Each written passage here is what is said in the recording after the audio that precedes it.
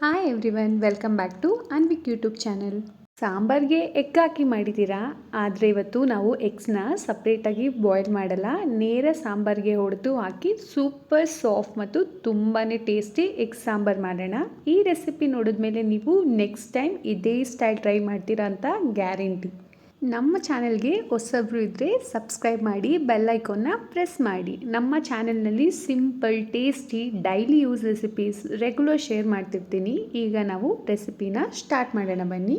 ಮೊದಲು ನಾವು egg ಸಾಂಬಾರ್ಗೆ special masala ಮಿಕ್ಸ್ಚರ್ನ ready ಮಾಡ್ಕೊಳ್ಳೋಣ. ಅದಕ್ಕೆ ನಮಗೆ ಬೇಕಾಗಿರೋ ಸಾಮಗ್ರಿಗಳು: ಒಂದು ಈರುಳ್ಳಿ, ಒಂದು ಟೊಮ್ಯಾಟೊ, ಸ್ವಲ್ಪ ಪುದೀನ, ಕೊತ್ತಂಬರಿ ಸೊಪ್ಪು, ಒಂದು 8 ಎಸ್ಲು ಬೆಳ್ಳುಳ್ಳಿ, ಒಂದು ಅರ್ಧ ಇಂಚಷ್ಟು ಶುಂಠಿ, 2 ಚಕ್ಕೆ, 3-4 ಲವಂಗ, ಸ್ವಲ್ಪ ಕಡಲೆ, ತೆಂಗಿನಕಾಯಿ ತುರಿ. ಇದೆಲ್ಲನೂ ನಾವು ಮಿಕ್ಸಿ ಜಾರ್ಗೆ ಹಾಕೊಳ್ಳೋಣ.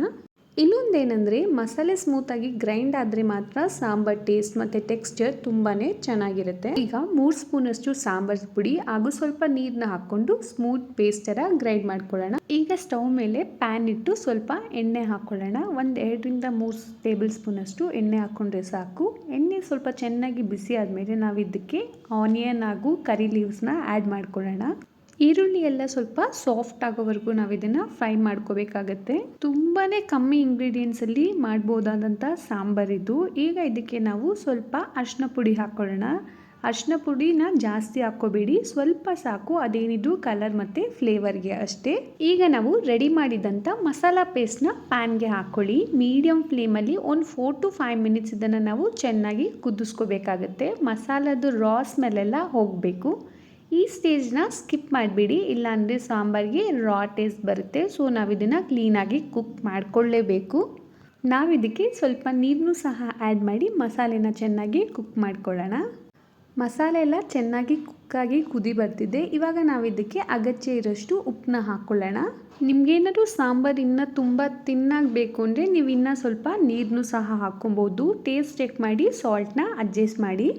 ಈ ರೆಸಿಪಿ ತುಂಬಾ ಸ್ಪೆಷಲ್ ಇದೆ. ನಾವು ಎಗ್ಸ್ನ ಬಾಯ್ಲ್ ಮಾಡಲ್ಲ, ಸಾಂಬಾರ್ ಒಳಗಡೆ ನೋಡಿ ಈ ರೀತಿ ಡೈರೆಕ್ಟಾಗಿ ಹಾಕ್ತಾ ಇದ್ದೀವಿ. ಸಾಂಬಾರನ್ನ ಸ್ವಲ್ಪ ಸಿಮ್ಮಲ್ಲಿಟ್ಟು ಒಂದೊಂದು ಎಗ್ನ ಕೇರ್ಫುಲ್ಲಾಗಿ ಡೈರೆಕ್ಟ್ ಸಾಂಬಾರ್ಗೆ ಹೊಡೆದು ಹಾಕ್ಕೊಳ್ಳಿ. ಎಗ್ ಹಾಕಿದ ಕೂಡಲೇ ಮೇಲೆ ಸ್ಪೂನಿಂದ ಅದನ್ನು ಡಿಸ್ಟರ್ಬ್ ಮಾಡಬೇಡಿ. ಲಿಡ್ ಮುಚ್ಚಿ ಮೀಡಿಯಮ್ ಫ್ಲೇಮಲ್ಲಿ ಎಗ್ಸ್ನ ಪರ್ಫೆಕ್ಟಾಗಿ ಕುಕ್ ಆಗೋಕ್ಕೆ ಬಿಡೋಣ. ಮೀಡಿಯಮ್ ಫ್ಲೇಮಲ್ಲಿ ಕುಕ್ ಆದರೆ ಎಗ್ಸು ಸಾಫ್ಟಾಗಿ ಬ್ಯೂಟಿಫುಲ್ ಶೇಪ್ ರಿಟೈನ್ ಮಾಡುತ್ತೆ. ಎಗ್ಸ್ ತುಂಬ ಚೆನ್ನಾಗಿ ಕುಕ್ ಆಗಿದೆ. ಇವಾಗ ನೀವು ಕನ್ಸಿಸ್ಟೆನ್ಸಿನ ಚೆಕ್ ಮಾಡಿ, ಬೇಕಾದರೆ ಸ್ವಲ್ಪ ನೀರನ್ನು ಸಹ ನೀವು ಆ್ಯಡ್ ಮಾಡ್ಕೊಳ್ಳಿ. ಇದನ್ನು ಬಿಸಿ ಬಿಸಿ ರೈಸ್ ಜೊತೆ ಸರ್ವ್ ಮಾಡಿ ನೋಡಿ. ರಾಗಿ ಮುದ್ದೆ ಜೊತೆ ಕೂಡ ಇದು ಸೂಪರ್ ಕಾಂಬಿನೇಷನ್ ಅಂತಲೇ ಹೇಳ್ಬೋದು.